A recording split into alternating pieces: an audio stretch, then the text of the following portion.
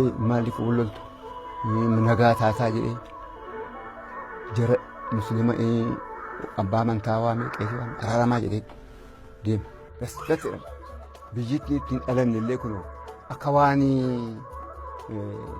وديتي بوقا بيجي إنه مفروضين كسلا والله إنه من اسم ربنا أكو بيركنا عشان دوك دينا إيه جاكو جا ما جلا جن بوي بقى براندي مولو نقول جاي سمو دونك تشوفان بربارسي Muummee Dr. Abiyyi isaan jireenyi isaanii qonna irratti kan hundaa'edha. Dr. Abiyyi ijoollummaa isaan irraa kaasee nama gaarii yaadanii fi amala gaarii qabanidha jedhu. Nama gaariidha mucaan.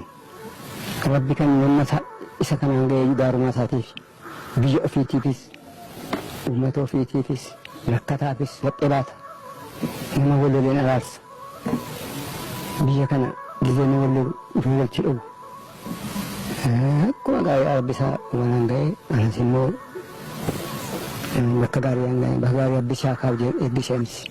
Abbaan ministeera muummee Dr. Abiyyi ilmi isaanii wayita filannoo ministeera muummeetiif dhiyaatan miira isaanii akkasitti yaadatu. Anjeerri kun Oromoo dhumti keenya mootummaatti oliin ba'a jedhee yaadata. Gaafa sanaa caccabee ijoolleen azaantu ijoolleen isaa boggaamma idilii amma kana afaan uummata Oromoo cuqqaalamee kana wala ga'e hin ba'a jettee sarbanii yeroo gadhiitiin garuu gaafa inni ol ba'u egaa gammachuun isa kanaa miti. Inni sangaa qaluu, inni hoolaa qaluu, inni biyyatee gammade biyyuuti.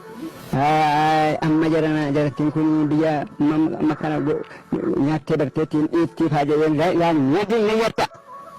Addunyaa tokkotu ol baasee biyyas amma eegeenyi Shoomiyaas biyyiin arrafee bulee ara galfate. Obbo Ahmad Aliim akkuma uummata Itoophiyaa biroo wayita ilmi isaanii karaa foddaa televezyiiniitiin dubbatan haasaa isaaniitiin qalbiin isaanii booji'ama. Yeroon dubbii isaanii karaa televezyiiniitiin ilaaluun timaramee dhungachuuf garaan kajeela jedhu abbaan ministeera muummee Dr. Abiyyi Ahmad obbo Ahmad Aliim.